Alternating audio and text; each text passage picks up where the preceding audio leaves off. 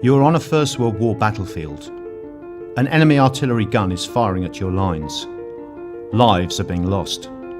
You need to stop that gun. But how can you stop it if you don't know where it is?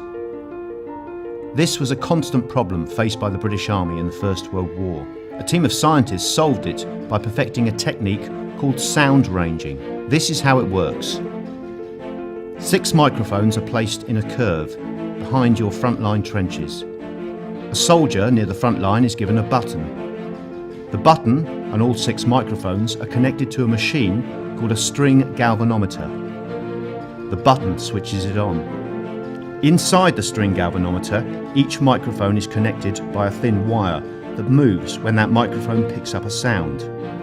As each wire casts a shadow onto a moving piece of photographic film, a record is made of the sound received by each microphone. When the gun fires, it produces a flash. When he sees the flash, the soldier with the button switches the string galvanometer on, starting the film moving. Because light travels faster than sound, he has time to switch it on before the sound reaches the microphones. The sound wave produced by the gun moves at a constant speed across the battlefield. Because the microphones are all at slightly different distances from the gun, they pick up the sound at slightly different times. When each microphone picks up the sound, the corresponding wire moves inside the string galvanometer and its shadow leaves a blip on the photographic film. Once the film has been developed, you can measure the time delay between each pair of blips. But how will you use this information to find the gun? In front of you there is a map mounted on a board showing the locations of the microphones. Between each pair of microphones is a pin. At the other end of the board are 5 time delay scales, 1 for each pair of microphones. All you have to do is connect the pin between each pair of microphones with the appropriate point along their time delay scale with a piece of string.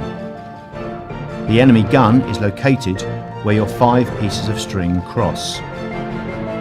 The main problem with using sound to find guns is that each firing produces several different sounds. The gun makes a noise when it fires, the shell makes a noise when it breaks the sound barrier in the air, and the shell makes a noise when it explodes on the ground.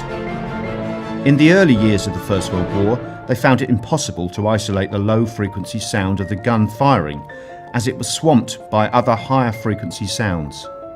Unexpectedly, a clue to solving this problem was found by William Lawrence Bragg, a British scientist, while he was sitting on a toilet. He noticed that every time a gun fired nearby, he was lifted slightly off the seat. This was caused by the pressure wave from the firing gun entering the pipe connected to the toilet. Another British scientist, William Sanson Tucker, had a similar experience while trying to sleep in his tent in the winter. He realised that the cold puffs of air that were making him shiver were caused by the pressure waves from nearby guns. Tucker designed a microphone that could detect the cooling effects of the puffs of air on a heated piece of wire.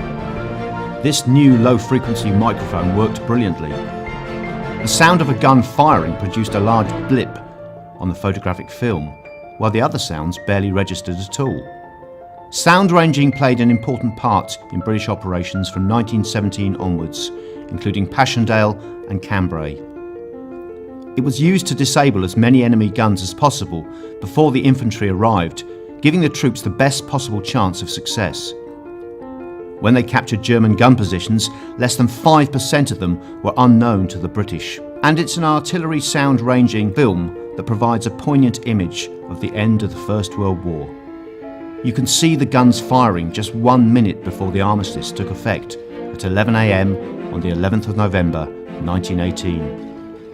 You can also see the peace which followed the armistice as the guns fell silent after 4 years of brutal fighting.